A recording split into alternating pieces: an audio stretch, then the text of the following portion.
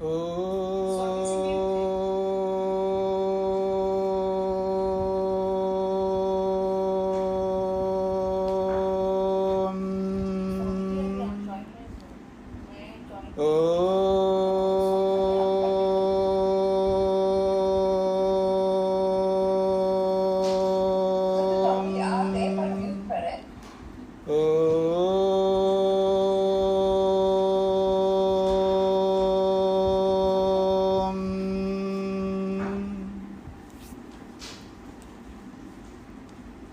जी। स्वामी जी आपका म्यूट है।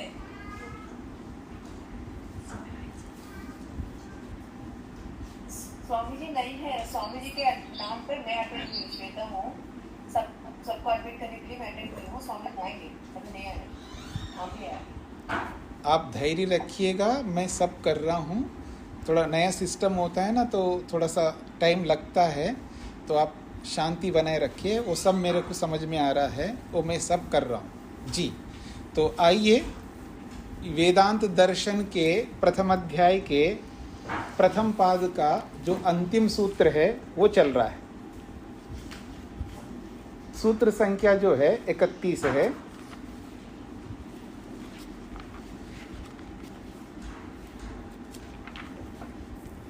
जीव मुख्य प्राण लिंगान नेति चेन्नोपासा त्रैविध्यादाश्रितत्वाद इह तद योगात्, ये सूत्र है।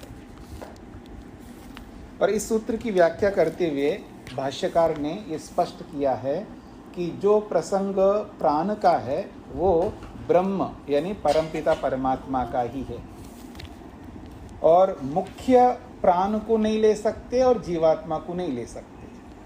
यदि जीवात्मा को लेंगे, मुख्य प्राण को लेंगे, तो 3 प्रकार की उपासना करने की बात आएगी जो मंजूर नहीं है, वो स्वीकार्य नहीं है। दूसरी बात कही है तद आश्रितत्वाद से, जिसके आश्रित जो रहते हैं, तो आश्रय को छोड़ करके आश्रित की उपासना नहीं की जा सकती है। आश्रय मुख्य होता है, आश्रित गौण होते हैं, तो गौण को सामने रख करके मुख्य को आप हटा नहीं सकते। ये दूसरा हेतु दिया है। और तीसरा हेतु दिया है तद योगा। जितने भी उपासक है, उपासना करते हैं, वो सभी ईश्वर से ही युक्त होना चाहते हैं, ईश्वर के ही आनंद को अपनाना चाहते हैं। तो सबकी अंतिम गति ईश्वर में ही होती है। इस कारण से भी ये पता लगता है कि प्राण शब्द इस उपनिषद के प्रसंग में ब्रह्म के लिए आया है, जीवात्मा या मुख्य प्राण के लिए नहीं आया है। ये सूत्र का सार आपके सामने आ चुका है। अब आगे बढ़ते हैं। जो इस सूत्र की व्याख्या में जो शंकर ने जो अर्थ किए हैं, आदि शंकराचार्य, वो इस सूत्र के 2 अर्थ उन्होंने किए हैं। एक अर्थ में उन्होंने ये स्पष्ट किया है कि 3 प्रकार की उपासना की सिद्धि होगी, इसलिए प्राण शब्द से जीवात्मा को, मुख्य प्राण को नहीं ले सकते। अगर लोगे तो तीनों की उपासना करने की बात माननी पड़ेगी। ये एक प्रकार का अर्थ किया है।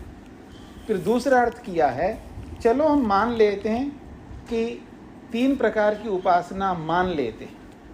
एक और अर्थ करते हुए नहीं मानने की बात कही है, निषेध की बात कही है, और फिर दूसरी व्याख्या में स्वीकार्य की बात कही है। तो दोनों विरोधी बातें हैं, विरोधाभास उत्पन्न करने वाले हैं।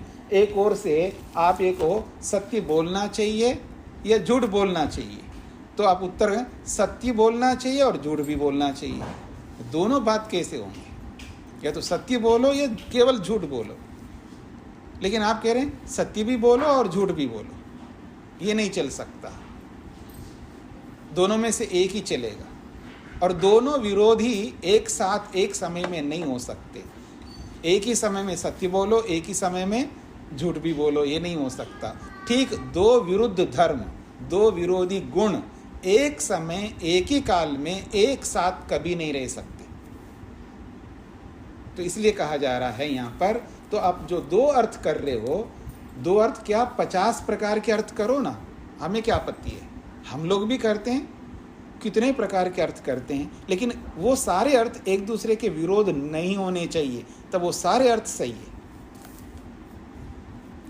जितने भी प्रकार के आप अर्थ करो, उन अर्थों में परस्पर विरोध नहीं आने चाहिए, एक दूसरे के सिद्धांत को खंडित नहीं कर सके, तो आप कितने अर्थ कर सकते हैं। जैसे वेद भाष्य करते हुए ऋषि लोग करते हैं ना, कहीं प्रकृति परक अर्थ करते हैं, कहीं जीवात्मा परक अर्थ करते हैं, कहीं परमात्मा परक अर्थ करते हैं, तो अलग अलग अर्थ कर सकते हैं, लेकिन वो अलग अलग प्रसंग होते हैं। तो ऐसे ही यहाँ पर अलग अलग प्रसंग में आप अलग अलग अर्थ कर सकते हैं। एक ही प्रसंग में दो विरोधी अर्थ, वो भी विरुद्ध गुण, ये आप नहीं कर सकते।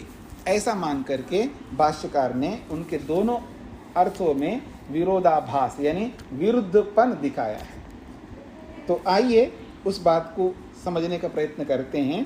शांकर भाष्यम ऐसा जो आया है, वापस वहीं से मैं दोबारा दोहरा रहा हूँ वहाँ पर, अत्र उभयत्र व्याख्यानयो परस्पर विरोधो विद्यते। यहाँ दो व्याख्यान, दो प्रकार के अर्थों में परस्पर विरोध जो है वो दिखाई दे रहा है। पूर्वस्मिन् तो न त्रिविधोपासनम जीवस्य मुख्य प्राणस्य उपासनम न भवितुम इति उक्तम। पहले जो वाक्य है, पहला जो अर्थ किया है, उसमें तीन प्रकार की उपासना का निषेध किया है, यानी जीवात्मा की उपासना नहीं हो सकती है, मुख्य प्राण की उपासना नहीं हो सकती है। एवं सूत्रस्य अर्थ, ऐसा सूत्र का अर्थ किया है, और उसमें संशय उत्पन्न होता है, परस्पर विरुद्ध भी एक दूसरे के हैं। और अन्यच्च, और दूसरी बात कहिए इसी शांकर भाष्य में, सूत्र क्रमादपि वैपरीत्यम उपलभ्यते। जो सूत्र का क्रम है, जिस प्रकार से क्रम होता है, उस सूत्र क्रम के विरोध क्रम भी उन्होंने किया है, ऐसा कहना चाहते हैं, विपरीत क्रम किया है। सूत्र क्रमस्तु, सूत्र का वास्तविक क्रम क्या है, कहते हैं प्राणस्तथानुगमात्। ये जो 28वें सूत्र में बात कही है, तदत्र सूत्रे, इस 28वें सूत्र में, खलु इंद्रलिंग जीवलिंग मुख्य प्राणलिंगेषु भासमानेषु वस्तुतः प्राणशब्दो विद्यमानः ब्रह्मवाचकः। कहते हैं ये जो 28वें सूत्र में जो हमको आपतता यानी प्रथम दृष्टि, इसको आप कह सकते हैं, आपतता प्रथम दृष्टि में जो इंद्र का लक्षण दिखाई दे रहा, वहाँ पर जीवात्मा का लक्षण दिखाई दे रहा है, वह मुख्य प्राण का जो लक्षण दिखाया जा रहा है, तो ये जो प्राण इन सभी लिंगों में जो भासमानेषु, इन तीनों लिंगों में जो भासमान का मतलब है जो प्रतीति हो रही है, वस्तुतः वास्तव में वो तीनों लक्षण वहाँ पर नहीं है। प्राण शब्द, वहाँ पर प्राण शब्द विद्यमान, और वहाँ प्राण शब्द तो है और तीनों लक्षण दिखाई दे रहे हैं, लेकिन वास्तव में वो तीनों लक्षण ना हो करके वो तीनों ही ब्रह्मवाचका, वो तीनों शब्द ब्रह्म को ही कहना चाह रहे हैं, चाहे इंद्र शब्द से हो, चाहे जीव शब्द से हो, या मुख्य प्राण शब्द से हो। तस्य ब्रह्मण एव उपासनम, और उसी ब्रह्म का ही हमें उपासना शब्द जो है, जब हम लोग हिंदी में बोलते हैं तो स्त्रीलिंग में बोलते हैं, संस्कृत में नपुंसक लिंग में होता है, इसलिए यहाँ नपुंसक लिंग में दिया है उपासनम। एक है उपासना और एक उपासनम, उपासनम नपुंसक लिंग में है, तो ब्रह्म की वो उपासना है। न इंद्र जीव मुख्य प्राणानाम उपासनम अस्ति, यहाँ ब्रह्म की उपासना है, न तो इंद्र की है, न जीव की है, न मुख्य प्राण की है उपासना। सूत्र क्रम प्रक्षः, यही सूत्र का क्रम है और यही शास्त्र पक्ष है। ये भी वेद भी ऐसा ही मानता है और सूत्रकार भी यही मानता है और यही क्रम है। परंतु शांकर भाष्ये द्वितीयं व्याख्यानम तु खलु अतो विपरीतम, लेकिन शंकर ने जो दो प्रकार के अर्थ किए हैं, उन दोनों में से जो दूसरा प्रकार का जो अर्थ है वो यहाँ पर विपरीत अर्थ किया उन्होंने। जीवोपासनम मुख्य प्राणोपासनम च साध्यते, तो दूसरे अर्थ में उन्होंने ये स्वीकार किया जीवात्मा की भी उपासना और मुख्य प्राण यानी जो श्वास प्रश्वास के माध्यम से जो सांसें ले रहे हैं उसकी भी उपासना यहाँ पर उन्होंने साध्यते सिद्ध किया है। तदित्थम शांकर भाष्ये व्याख्यानम अयुक्तम, इस प्रकार का जो शंकर ने भाष्य किया है वो भाष्य अयुक्त है, यानी गलत किया है उन्होंने, ऐसा भाष्यकार कहना चाहते हैं। फिर कहते हैं अपीच, अपीच का मतलब है और भी, अपी का अर्थ है भी और चा का मतलब और, तो अपीच का अर्थ है और भी एक और समस्या है उनके भाष्य में। क्या? जीव मुख्य प्राण लिंगात न इति चेत तद व्याख्यातम, ये जो सूत्र है इति सूत्रम कारणत्रय निराकरण यो उपस्थाप्यते तच्च अत्र, ये जो इसी पहले अध्याय के अंदर ये जो प्रथम पाद है, इस प्रथम पाद के अंदर जो बात कही है, इस बात को लेकर के आगे चल करके इसी पहले अध्याय के जो चौथा पाद है, चौथा विभाग है, उसमें एक 17वां सूत्र है। वो क्या सूत्र है? जीव मुख्य प्राण लिंगात न इति चेत व्याख्यातम। वहाँ कहा जा रहा है जीव या मुख्य प्राण को अगर यदि हम माने तो व्याख्यातम, उसका उत्तर हमने तो पहले दे दिया है। व्याख्यातम का मतलब है व्याख्या की गई है, जो पहले अध्याय के पहले पाद के 31वें सूत्र में हमने कह दिया है।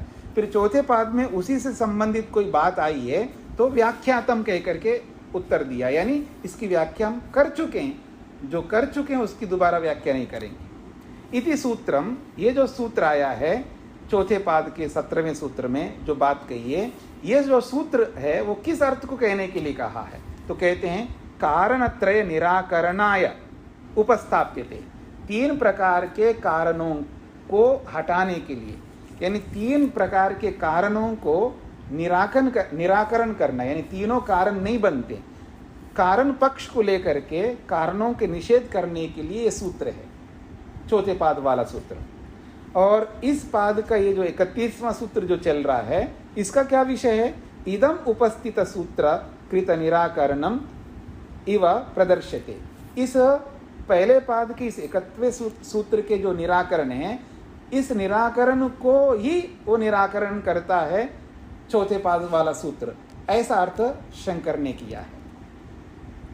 तदा तु उपासना त्रय विधान परकम व्याख्यानम शांकर भाष्ये मृषा एव अस्ति इति विज्ञेय। तब तो फिर इस तरह का अर्थ करना, मृषा का अर्थ होता है व्यर्थ, ऐसा तो व्यर्थ अर्थ होगा। व्यर्थ अर्थ इसलिए होगा, एक तो कारण परक है सूत्र और एक है उपासना परक है सूत्र। इस बात को समझने का प्रयत्न करिएगा। पहले पाद का जिस सूत्र को हम पढ़ रहे हैं, ये कारण अर्थ को लेकर के निषेध नहीं कर रहे हैं, यहाँ उपासना वाले अर्थ को लेकर के निषेध कर रहे हैं इस सूत्र में, और वहाँ पर कारण अर्थों को लेकर के निराकरण कर रहे हैं। कारण का मतलब है जैसे सृष्टि किससे बनी है जी? परमात्मा से बनी है। परमात्मा से बनी का अर्थ ये होता है परमात्मा के अंदर से बनी है या किसी और चीज़ को लेकर के भगवान ने बनाया। कौन है कारण? सृष्टि का प्रकृति सत्वरस्तम कारण है या स्वयं भगवान कारण है? जैसे आपने उपनिषद में पढ़ लिया था ना, कौन सी उपनिषद? मुंडक उपनिषद में मकड़ी होती है ना, मकड़ी उदाहरण देते हैं, जैसे मकड़ी अपने में से ही निकालती है जाल को, जो जाल बिछाती है, फिर अपने में समेटती है, ठीक इसी प्रकार से ब्रह्म यानी भगवान परमात्मा जो है अपने में से ही संसार को बनाए, जो दो दिखाई दे रहा है, और वापस अपने में समेट लेता है। जैसे मकड़ी वैसे भगवान।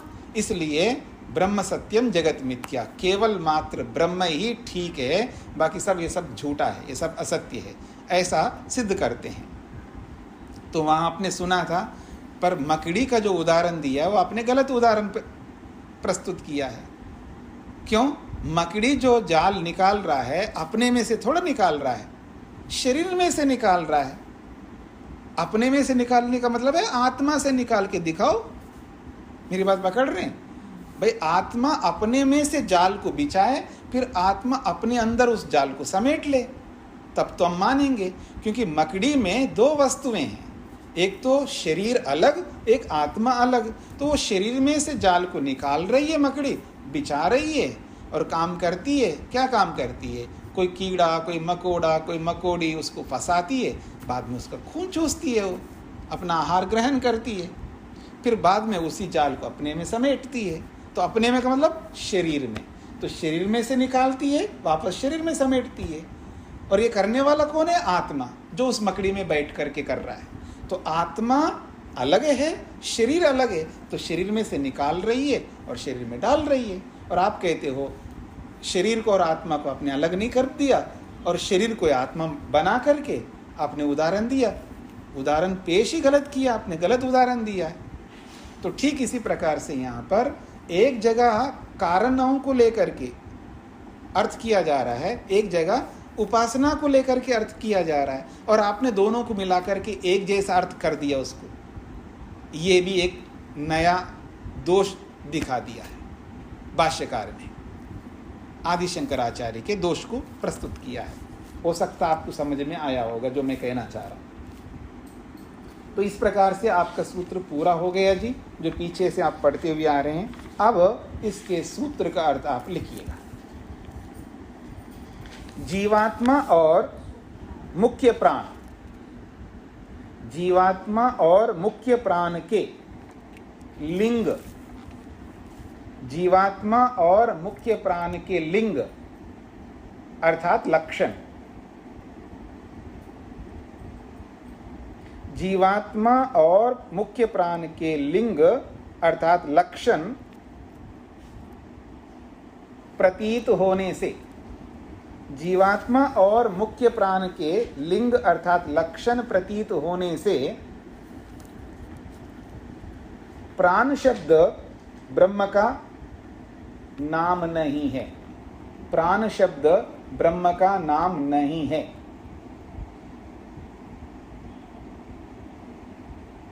प्राण शब्द ब्रह्म का नाम नहीं है, ऐसा कोई कहे तो, ऐसा कोई कहे तो, नहीं कह सकते, ऐसा कोई कहे तो नहीं कह सकते।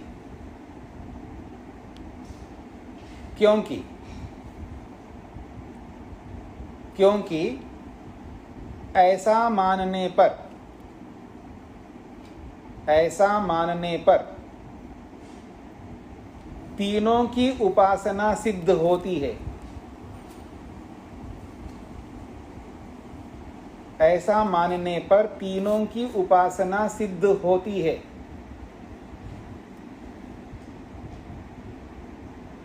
वह स्वीकार्य नहीं है। ये तो आपको समझ में आ गया होगा कि तीनों की उपासना का मतलब है मुख्य प्राण की भी और जीवात्मा की। तो तीनों की उपासना सिद्ध होती है, वह स्वीकार्य नहीं है।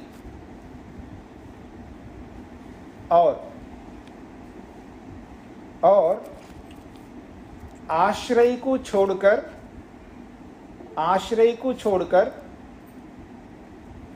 आश्रित की सिद्धि होने से, आश्रय को छोड़कर, आश्रय को छोड़कर आश्रित की सिद्धि होने से,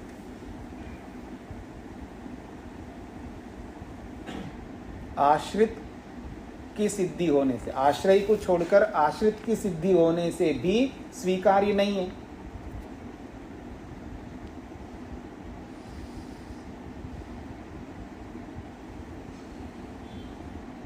तीसरी बात, सभी उपासक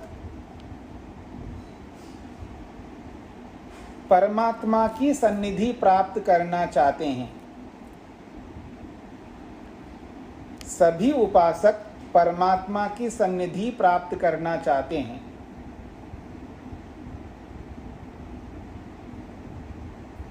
इससे भी प्राण शब्द ब्रह्मा का नाम है, इससे भी प्राण शब्द ब्रह्म का नाम है,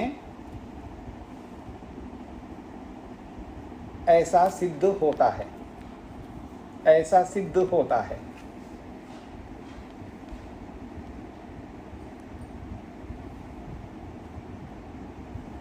तो सूत्रार्थ आपको स्पष्ट हो गया होगा। जीवात्मा और मुख्य प्राण के लिंग अर्थात लक्षण प्रतीत होने से प्राण शब्द ब्रह्म का नाम नहीं है।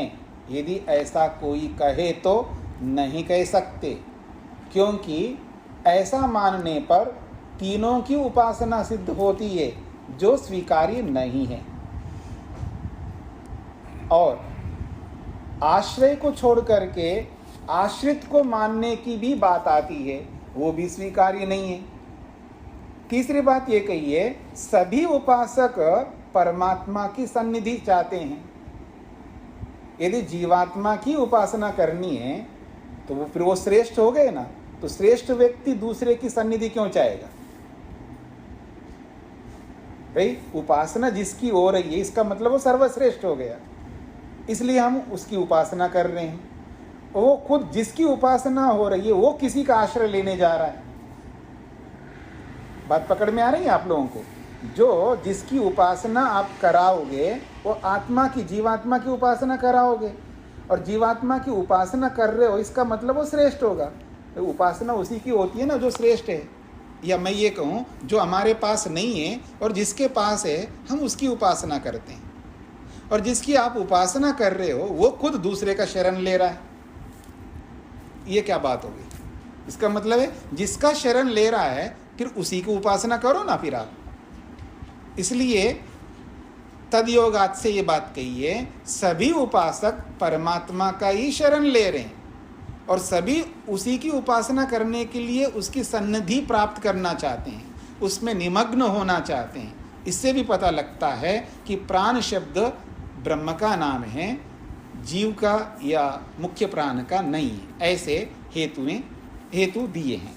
तो ये बात आपकी पूरी हो गई। तो इस प्रकार से आपका एक पाद, एक अध्याय का एक पाद पूरा हो गए जी। काफी लंबा आपका समय लगा, लगभग 1 महीना।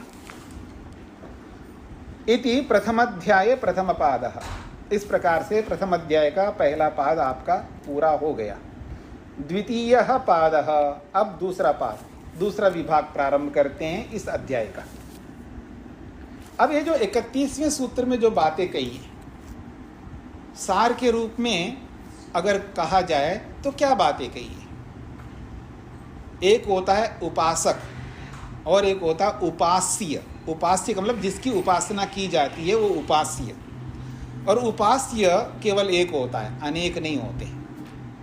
उपास्य जो है जिसकी उपासना करनी है वो एक ही होगा, वो है ब्रह्म, यानी परमपिता परमात्मा, जो सृष्टि की उत्पत्ति करता है, जिसका पालन करता है, समय आने पर उसको प्रलय में पहुंचाता है। तो उपास्य एक ही होता है, उपासना एक ही परमात्मा की होती है। ये बात हमने आपको स्पष्ट कर दिया है। कौन कह रहे हैं? सूत्रकार। पर इतनी बात से बात नहीं मानी जाएगी, उसके लिए आपको प्रूफ देना होगा, उसके लिए आपको और अधिक प्रमाण देने होंगे। जब मैं सही बात कह रहा हूं, अच्छा आपके ढंग से उदाहरण देता हूं। चलिए, अब तो खैर मॉल्स हो गए, सुपरमार्केट्स हो गए, सब कुछ अलग सिस्टम हो गया, फिर भी कोई भी ऐसा किराना शॉप भी आज भी होंगे। हम भारत में रहते हैं, और वो तोलता है बाकायदा, कांटा लगा करके हाथ से ऐसे तोलता है। आपने तुलवा दिया 1 किलो, सब्जी ले लिया, दाल ले लिया, जो कुछ भी लिया, आपको डाउट हो रहा है तो क्या करोगे? उसको दूसरे के पास ले जा करके, जिस पर आप विश्वास करते हो, उससे फिर दोबारा तोल के देखते हो। यद्यपि आपने तोला है, प्रमाणित किया है, लेकिन अगर संशय हो जाए आपके मन में तो दोबारा तुलवाओगे। यही काम करोगे ना? तो ठीक इसी प्रकार से हम अपने तुला से सिद्ध कर दिया जी, उपास्य एक ही होता है, उपासना एक ही परमात्मा की होती है, जीवात्मा की और प्रकृति की नहीं हो सकती है। हमने सिद्ध कर दिया। लेकिन इतनी बात से लोग खुश नहीं होते। दुनिया भर के लोग होते हैं ना, अपने अपना दिमाग रखते हैं, अपने आप को बहुत बड़ा टैलेंट अनुभव करते हैं, बहुत उनके पास अपना टैलेंट होता है, अपना सामर्थ्य होता है, ज्ञान विज्ञान होता है। तो अब उनको भी समझाना है तो कैसे करें? तो उसके लिए कहते हैं, अगला सूत्र प्रारंभ किया दूसरे पाद में, सर्वत्र प्रसिद्धोपदेशात्, सर्वत्र प्रसिद्धोपदेशात्। सर्वत्र एक शब्द है, प्रसिद्ध दूसरा शब्द है, और उपदेशात् तीसरा शब्द है। इसे स्पष्ट करते हैं, केवल हम लोग ही कह रहे हैं, यानी वेदव्यास कह रहे हैं मैं वेदांत के माध्यम से मैं ही स्वयं कह रहा हूँ उपासना एक ही की होती है, बाकी लोग नहीं कहते हो, ऐसा नहीं। सर्वत्र का मतलब सभी लोग, सभी शास्त्रकार, सभी ऋषि, सभी महापुरुष, सारे वेद, सारी उपनिषदें, जितना भी वैदिक वाङ्मय, सर्वत्र का मतलब सबको ले लिया। सभी शास्त्र एक कंठ से, एक स्वर से परमात्मा की उपासना करने के लिए कहते हैं, ये प्रसिद्ध है। और ऐसा ही उपदेशात, ऐसा ही सारे शास्त्र उपदेश करते हैं। किसी भी शास्त्र को पकड़ लो आप, चाहे वेद को पकड़ो, चाहे आप उपनिषदों को पकड़ो, चाहे आप दर्शनों को पकड़ो, इतना ही नहीं, शब्द शास्त्र को पकड़ो, जिसको आप व्याकरण कहते, ग्रामर कहते हैं। ग्रामर को एक्सप्लेन करते हुए महर्षि पतंजलि ने प्रारंभ में बता दिया, क्यों पढ़े जी व्याकरण? तो कहते हैं मुक्ति को प्राप्त करने के लिए, मोक्ष को प्राप्त करने के लिए, निश्रेयस को प्राप्त करने के लिए व्याकरण पढ़ो। कोई भी शास्त्र आप ले लीजिएगा, पूरा वैदिक वाङ्मय एक कंठ से, एक स्वर से ये स्वीकार करते हैं, उपास्य उपासना एक ही की होती है। डिस्टर्ब मत करिएगा, ठीक है। तो इसका अर्थ है सर्वत्र। सर्वत्र का मतलब है सभी शास्त्रों में। प्रसिद्ध, ये प्रसिद्ध है क्या? एकमात्र परमात्मा की उपासना होती है, और ऐसा ही उपदेशात उपदेश किया जाता है। अब भाष्यकार क्या कहना चाहते हैं उसको समझने का प्रयत्न करिएगा। न केवलम कौशीतकी ब्राह्मणोपनिषदि ही पूर्वपादांत प्रचर्चितम ब्रह्म उपास्यम मंतव्यम। वो कहते हैं न केवल ये जो कौशितकी ब्राह्मोपनिषद, कौशितकी ब्राह्मण है और उस कौशितकी ब्राह्मण में उपनिषद है, तो उसी को इन्होंने बोल दिया कौशितकी ब्राह्मण उपनिषद। तो कौशितकी ब्राह्मण उपनिषद में ये बात कही जा रही हो, ऐसा नहीं, जो कि पूर्व पादांत प्रचर्चितम, जो पूर्व पाद के अंत में, पूर्व पादांत का मतलब है, पूर्व का मतलब है पहला पाद, और अंत का मतलब अंत का, पूर्व वाले पाद का जो अंतिम सूत्र है उसके लिए शब्द का प्रयोग किया पूर्व पादांतम सूत्रम। तो पूर्व पादांत सूत्र में, यानी पूर्व पाद के अंतिम सूत्र में जो प्रचर्चितम, जिसकी चर्चा की गई है, किसकी चर्चा की है? ब्रह्म के बारे में। क्या चर्चा किया है? उपास्य, उपासना के बारे में। जो पूर्व पाद के अंतिम सूत्र में जो चर्चा की है कि एकमात्र ब्रह्म की उपासना करना चाहिए, ये जो मंतव्य प्रस्तुत किया है, इस मंतव्य के बारे में हम क्या कहना चाहते हैं सुन लीजिएगा। ऐसा भाष्यकार कहते हैं, किंतु सर्वत्र शास्त्रेषु उपासना प्रकरणेषु च उपास्यत्वेन ब्रह्मणः उपदेशः प्रसिद्ध। वो कहते हैं सर्वत्र, इस सर्वत्र को खोल के समझा रहे हैं, शास्त्रेषु, जितने भी शास्त्र हैं, और वो भी शास्त्रों में कौन से प्रकरणों में? उपासना प्रकरणेषु। शास्त्र तो अलग अलग विद्याओं को प्रस्तुत करते हैं, कोई भूगर्भ विज्ञान, कोई गणित विज्ञान, कोई स्पेस साइंस, खगोल विद्या, कहीं कोई अलग अलग शास्त्र हैं। जितनी भी शास्त्र हो, जितनी भी विद्याओं को प्रस्तुत करते हों, लेकिन वो सारे के सारे शास्त्र उन विद्याओं को कहते हुए अंत में यही कहते हैं, प्रारंभ में यही कहते हैं, ब्रह्म को प्राप्त करने के लिए सारी विद्याएं प्राप्त करनी है। पर उन समस्त शास्त्रों में जहाँ जहाँ उपासना का प्रकरण आया है, उस उपासना के प्रकरण में उन्होंने उपास्य के रूप में, उपासना करने योग्य के रूप में ब्रह्मणः उपदेशः प्रसिद्ध, केवल ब्रह्म की उपदेश किया है उन्होंने, ब्रह्म की उपासना करने के लिए उन्होंने कहा है, यही प्रसिद्धि है सब शास्त्रों में। तस्मात्, इसलिए हम ये कहना चाहते हैं ब्रह्म की ही उपासना करनी चाहिए। यद्वा, अथवा इसको दूसरे ढंग से भी आप कह सकते हैं, प्रसिद्धस्य उपास्यत्वेन प्रतिपाद्यमानस्य ब्रह्मण उपदेशः विद्यते तस्मात्। उसी शब्द को दूसरे वाक्यावली में प्रस्तुत कर रहे हैं। कहते हैं प्रसिद्धस्य उपास्यत्वेन, जो प्रसिद्ध उपासना के रूप में करने योग्य जो ब्रह्म है, उसी ब्रह्म का प्रतिपद्यमानस्य, उसी का प्रतिपादन किया गया होने से, या उसी प्रतिपादन करने योग्य परमात्मा का ही उपदेशः विद्यते, उपदेश विराजमान है शास्त्रों में। जो प्रसिद्ध उपास्य रूपी जो प्रतिपादन करने योग्य ब्रह्म है, उसी ब्रह्म की उपासना करने के लिए वहां पर उपदेश किया गया है। बात तो वही कही जा रही है अथवा कह करके, लेकिन कहने का ढंग है, जैसे बोलते हैं ना, आधा गिलास भरा हुआ है और आधा गिलास खाली है, बात वही है, लेकिन कहने की शैलियां अलग अलग है। तो उसी शैली से बोला है यहाँ पर। कहते हैं तस्माद् अन्यत्रापि संदीयमानेषु स्थलेषु ब्रह्म एव केवलम उपास्यम विज्ञेयम्। तस्मात्, इसलिए हम कहना चाहते हैं अन्यत्र अपि, अन्यत्र का मतलब किसी भी स्थान में, किसी भी शास्त्र में, किसी भी विधान में, संदीयमानेषु स्थलेषु, जहाँ जहाँ आपको संदेह हो रहा है, यहाँ तो प्रकृति की उपासना करने के लिए बोला जा रहा है। जब आपने उपनिषदें पढ़ी है ना, वहाँ पर आप देखेंगे उपासीता उपासीता ऐसा शब्दों का प्रयोग किया है। और इतना ही नहीं है, वहाँ सूर्य को, चंद्र को, पृथ्वी को, सबको ब्रह्म शब्द से बोला है, और तो और जीवात्मा को भी ब्रह्म शब्द से बोला है। फिर आगे जाकर के उपासीता बोला है। तो ऐसे ऐसे स्थलों पर आपातता प्रथम दृष्टि से ऐसा लगता है इनकी उपासना करने की बात कही है, पर वास्तव में उनकी उपासना करने की बात नहीं कही है, क्योंकि शब्दों के बहुत सारे अर्थ होते हैं। ये तो वही वाली बात है जो मैं अक्सर बोला करता हूँ ना, कि पांडवों ने जो है द्रौपदी को जीत करके और लेके गए माँ के सामने, और वो वनवास में रह रहे थे, गुप्त ढंग से रह रहे थे, और आकर के ऐसा थोड़ा है कि बेटा तुरंत अपना बिना पूछे, क्योंकि मेरी माँ मान करके आजकल डोर खोल के अपने आप घुस जाते कमरों में, पहले अनुमति लेते हैं। थोड़ा पता नहीं, हर व्यक्ति अपने अपने ढंग से जैसे भी रहता है, पहले पूछ तो लो कि आ सकता हूँ नहीं आ सकता हूँ अपने प्रकोष्ठ में, घर कमरे में। ऐसे दरवाज़ा खोल के एकदम घुस जाता है आदमी, और उसको ऐसा लगता मेरा अधिकार है, मेरी माँ है।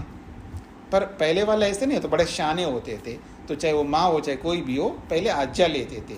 तो फिर वैसे ही आज्ञा लिया उन्होंने, हाँ माँ जी, यानी जो भी संस्कृत में उन्होंने बोला है, तो हमने ले आया, कुछ भिक्षा ले आया, जो भी बोला है। तो उसने बोला है खा लो, हिंदी में आप बोलते ना खा लो, तो उन्होंने संस्कृत में बोला है भुंक्स्व भुंक्ष्व, जो भी शब्द बोला है, यानी उस धातु के, उस प्रयोग के दो अर्थ होते हैं। अगर आप आत्मनेपद में प्रयोग करोगे, क्रियापद जो होते हैं वो क्रियापदों को इस तरह का बोला जाता है। अगर आत्मनेपद में बोलोगे तो स्वयं के लिए होता है, और परस्मय पद में बोलते हो तो दूसरे के लिए होता है।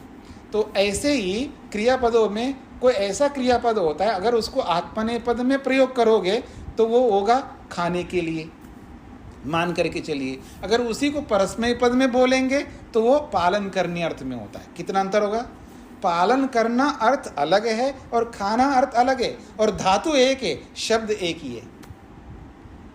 तो उसने पालन करने के लिए उस धातु, उस क्रिया का, उस वर्ब का प्रयोग किया।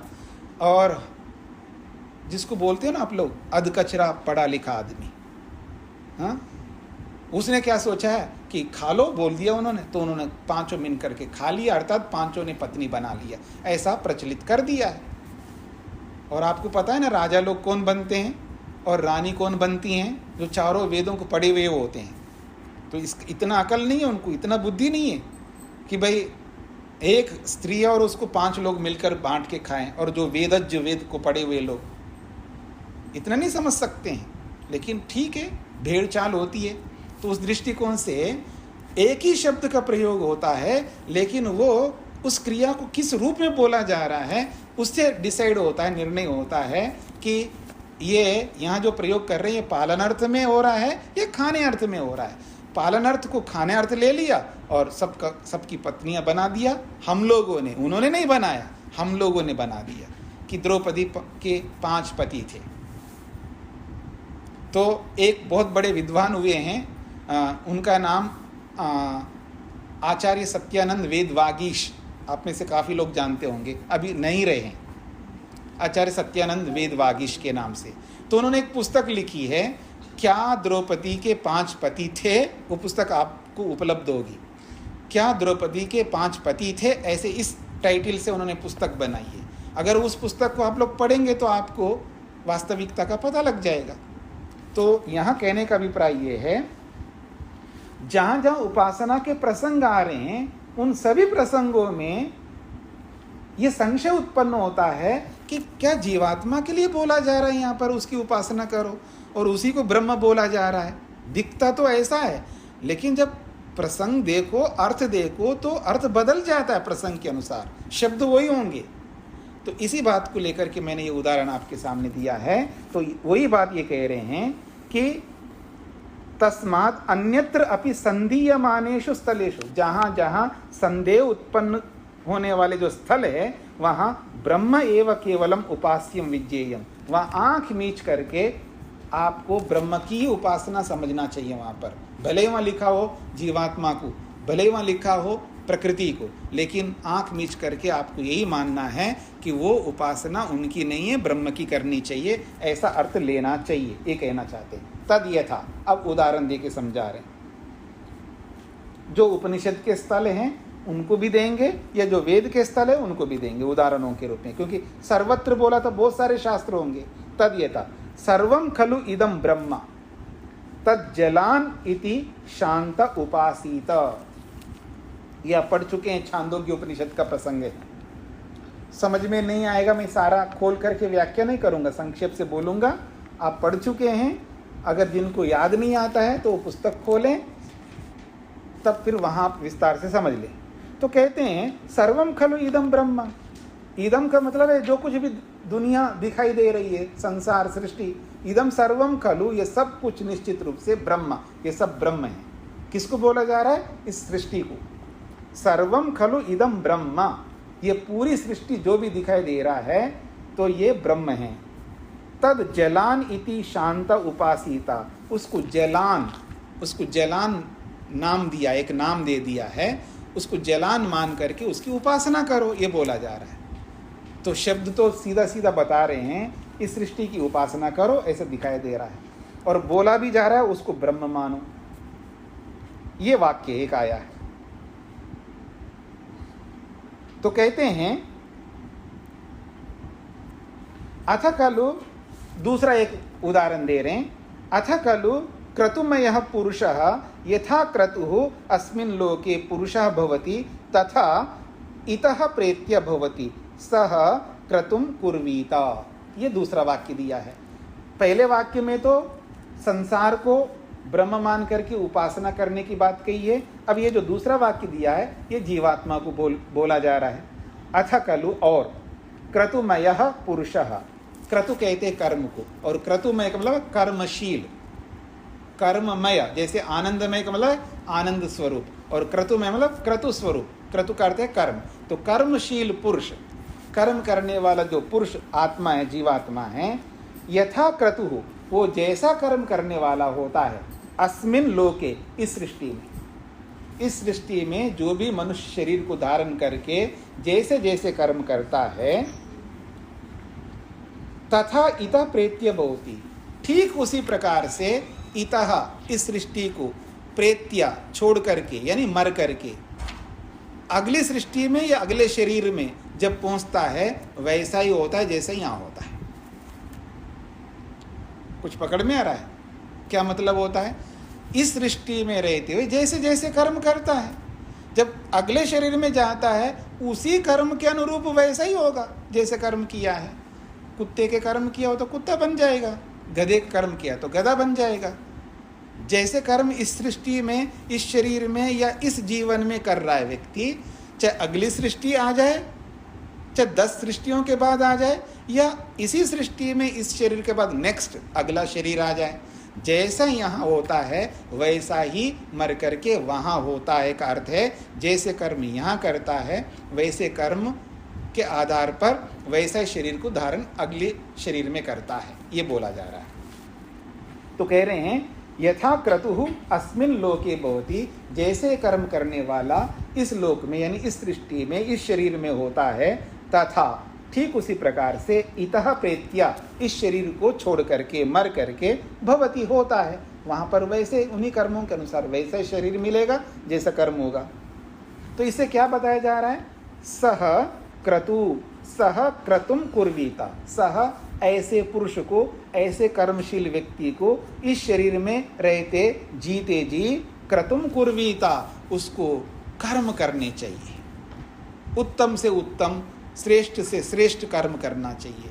और ऐसे भी कर्म करने चाहिए यदि आपकी तमन्ना हो मुक्ति को प्राप्त करना, मोक्ष को प्राप्त करना, ऐसी तमन्ना अगर आप में हो तो फिर सह ऐसे व्यक्ति को क्रतुम कुर्वीता, ऐसे कर्म करने होंगे जो कि मुक्ति मिल सके। अब हमारे हाथ में दे दिया भगवान ने, अब आप स्वतंत्र हो कैसे कर्म करना है।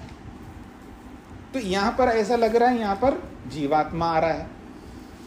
तो एक प्रकरण में प्रकृति को लेकर के कहा, दूसरे प्रकरण में जीवात्मा को लेकर के कहा। ये दो बातें सामने रखी है। अत्र संदीयते, यहाँ संदेह उत्पन्न होता है। यद अत्र उपासीता, दोनों में उपासीता आ गया, क्योंकि ये लंबा प्रकरण है, थोड़ा संक्षेप दे दिया। तो अत्र उपासीता क्रियाया उपास्यम किम वस्तु, ये जो उपासीता जो क्रियापद दिया है, वर्ब दिया है, इस वर्ब का कर्ता कौन है? ये वर्ब किसको संकेत कर रहा है? उपास्य शब्द से बोला जा रहा है तो वो जीवात्मा को बोला जा रहा है या प्रकृति को, संसार को बोला जा रहा है? ये संदेह तो उत्पन्न होगा। तो कहना चाह रहे हैं क्रियाया उपास्यम किम वस्तु, इस क्रिया का उपास्य कर्ता कौन है जिसकी हमें उपासना करनी चाहिए? ठीक है। इदम सर्वम जगत उपास्यम यद्वा स्वस्वरूपम उपास्यम, ये संशय होता है, क्योंकि प्रसंग में इदम सर्वम कह करके जगत के लिया है, तो जगत संसार उपास्य है, यानी दुनिया की उपासना करनी है, अर्थात रूप रस गंध स्पर्श शब्द जिसके पीछे हम लोग दौड़ लगा रहे हैं उसकी उपासना करनी चाहिए, अथवा स्वस्वरूपम, स्वस्वरूपम अपना जो स्वरूप है जीवात्मा, या अपनी स्वयं की उपासना करनी चाहिए। किसकी करनी चाहिए? क्योंकि दोनों स्थलों में ऐसे लग रहा है हमको, प्रकृति है और जीवात्मा है, तो इन दोनों की उपासना करनी चाहिए। ये संशय हमें पैदा होता है, ये कहना चाह रहे हैं।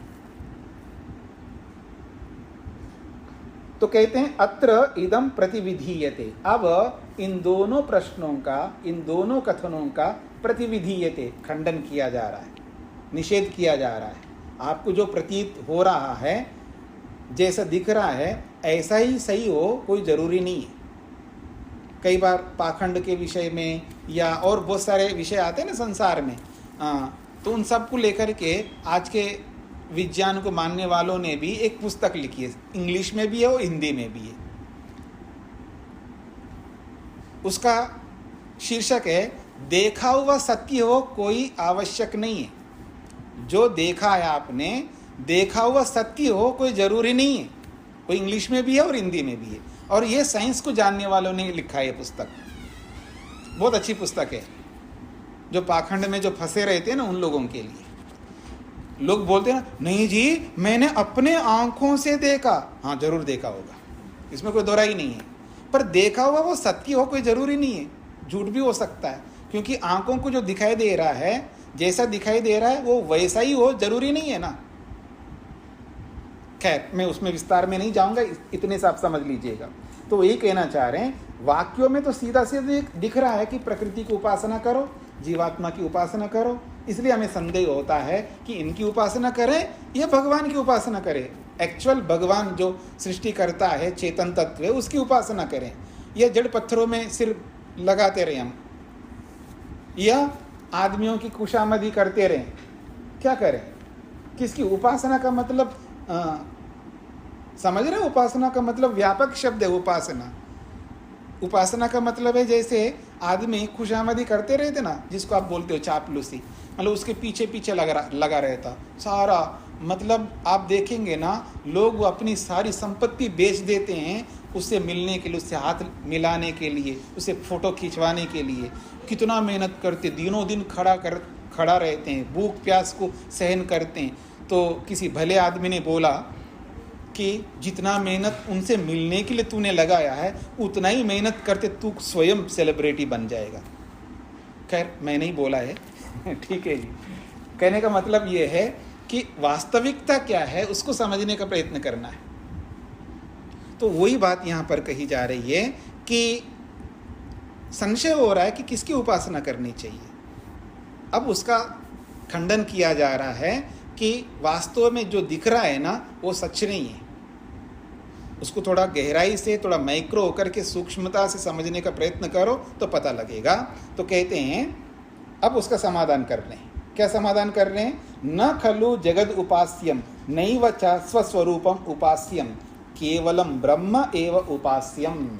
तो कहते हैं न तो प्रकृति की उपासना करनी चाहिए और न ही जीवात्मा की उपासना करनी चाहिए, केवल केवल केवल परमात्मा की उपासना करनी चाहिए। कुतः, क्यों करना चाहिए जी? उसका कारण बताइए। अब उत्तर दे रहे हैं। यतः सर्वत्र शास्त्रेषु उपासना प्रकरणेषु व ब्रह्म एव उपास्यम विधीयते। पहली बात तो ये है जितने भी शास्त्र हैं समस्त शास्त्रों में केवल मात्र एक स्वर से, एक कंठ से परमात्मा की उपासना का विधान करते हैं सारे शास्त्र। किमर्थम तर्हि, फिर क्यों ऐसा?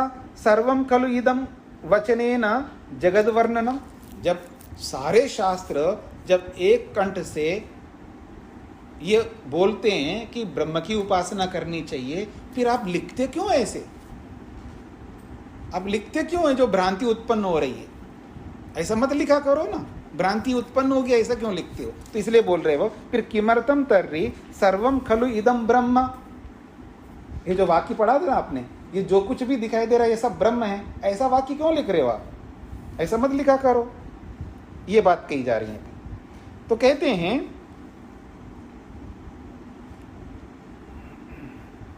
और ऐसा लिखकर फिर आप जगत का वर्णन कर रहे हो, उसको ब्रह्म बना रहे हो और जगत का वर्णन कर रहे हो। फिर दूसरी बात कह रहे अथ कथम यह क्रतुमय पुरुषा कथनेन जीव वर्णनम कृतम। फिर यहाँ जीव का वर्णन क्यों किया है? फिर जीव का वर्णन मत करो, सीधा सीधा भगवान का वर्णन करो ना।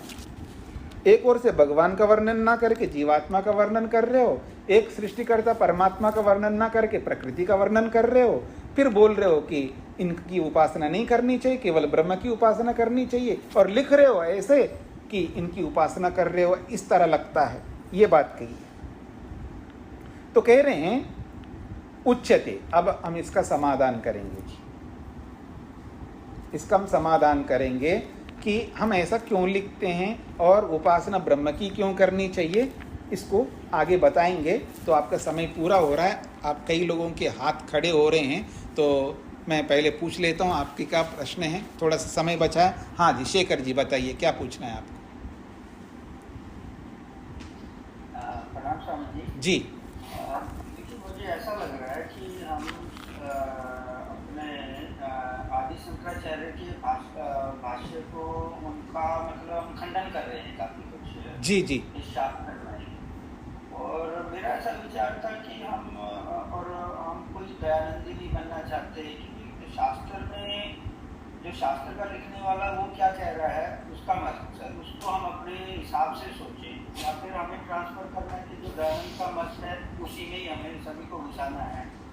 तो हो सकता है कोई शंकराचार्य जी के लिए रिस्पेक्ट करता है जी, तो ऐसा भाष्य करने से हमें उनके प्रति श्रद्धा नहीं रहती, तो इसलिए हमने उनको बिल्कुल ही छोड़ देंगे।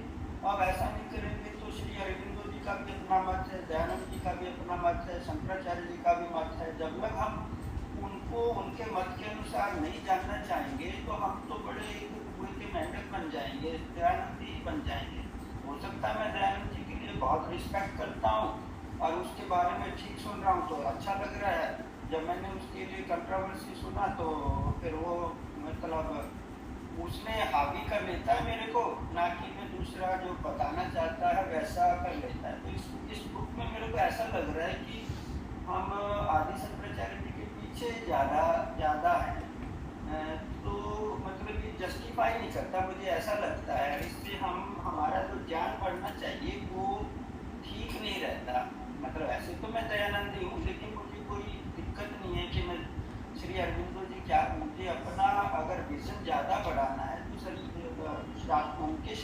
वो कैसे कह रहे हैं, शंकराचार्य जी क्या कह रहे हैं, तभी मेरी दृष्टि बड़ी होगी, ऐसा मेरा सोच थी सर। जी, वो बिल्कुल आपकी बात सही है, मैं एग्री करता हूँ। पर यहाँ पर जो भी लेखक होता है, जो भी प्रस्तुत करता है, वो अपने मत को प्रस्तुत करता है, दूसरे का खंडन करता है। तो आप चाहे योग शास्त्र को ले लिए उठाइए, या आप न्याय दर्शन को उठाइएगा, या जितने भी ऋषियों के भाष्य उठाइएगा, तो वो अपनी बात को भी रखते हैं और दूसरे का वास्तव में जो गलत है उसका ही खंडन करते हैं। क्योंकि यहाँ पर पूरे को नहीं उद्धृत कर सकते शंकर को, जितना उनका गलत लग रहा है उनको उतना अंश लेकर के उठा करके ये गलत सिद्ध कर रहे हैं भाष्यकार। तो तुलनात्मक अध्ययन तो भाष्यकार करते ही है, बस इतनी सी बात है, कोई बहुत ज़्यादा तुलना करता है या कोई बहुत कम तुलना करता है, और कोई नाम लेकर के करता है, कोई बिना नाम लेकर करता है। कुछ लोग नाम लेकर के करने को स्वीकार नहीं करते, कुछ लोग नाम लेकर के करने को स्वीकार करते हैं। तो ये तो अपने अपने विषय होते हैं। तो जब ऋषि लोग जब लिखते हैं तो वह नाम लेकर के भी लिखते हैं और बिना नाम लेकर के भी लिखते हैं। दूसरे का जब खंडन करते हैं वो नाम लेकर के भी खंडन करते हैं यदि गलत है तो, और बिना नाम लेकर के भी खंडन करते हैं। और हम लोगों में से भी हम जब खंडन करते किसी का तो दो ढंग से खंडन करते हैं, एक नाम लेकर के भी खंडन करते हैं, एक बिना नाम लेकर के भी खंडन करते हैं। और महर्षि स्वामी दयानंद को भी आप देखेंगे, उन्होंने नाम लेकर के भी खंडन किया है और बिना नाम लेकर के भी खंडन किया है। तो उसके जो भी अनुयायी होता है वो भी उसी शैली को अपनाता है।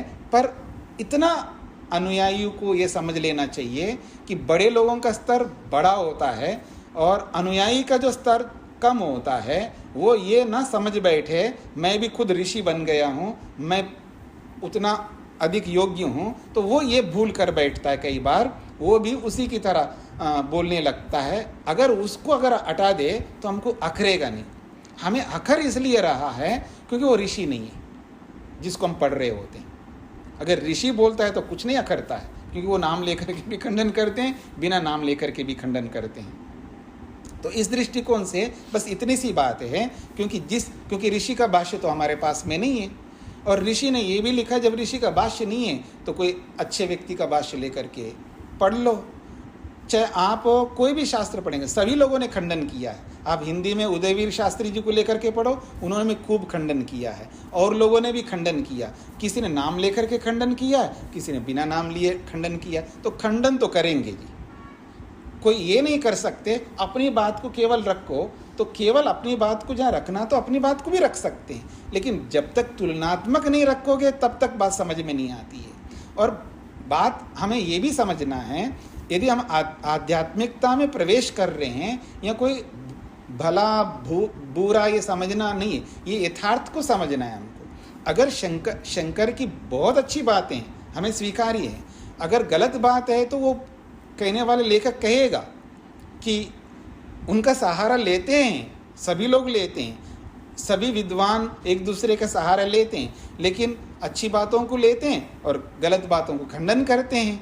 ये सभी जगह चलता है, कोई ज़्यादा करता है, कोई कम करता है। हमें ये समझना है, वैयक्तिक रूप से मैं बोल रहा हूँ, अगर किसी के अंदर सामर्थ्य नहीं है कि दूसरे का खंडन सुनने का, तो वो आध्यात्मिक कभी नहीं बन सकता।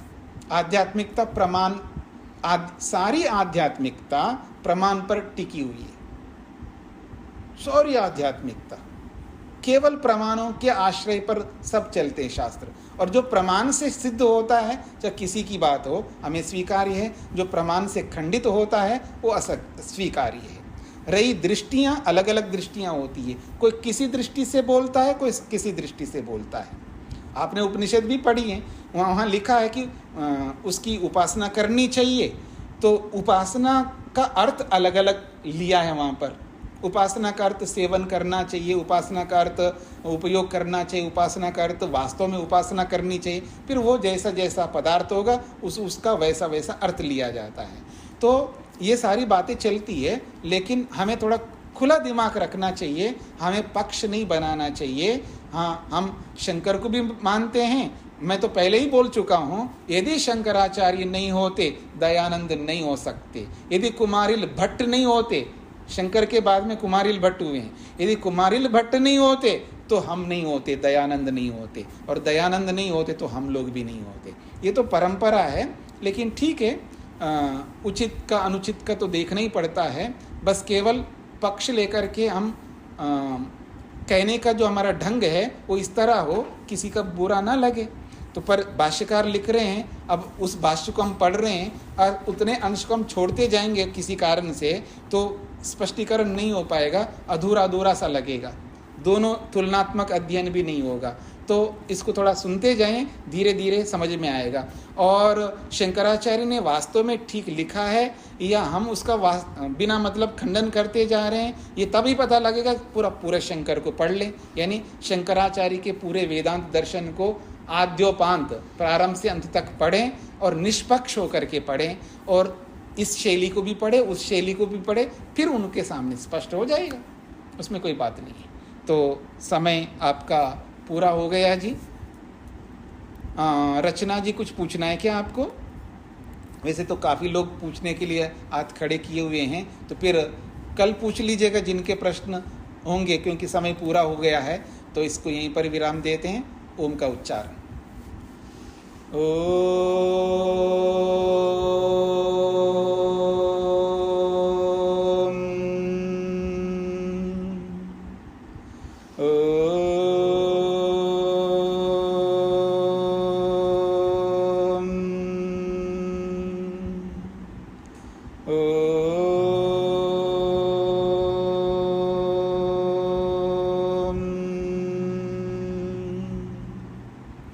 सभी को नमस्ते।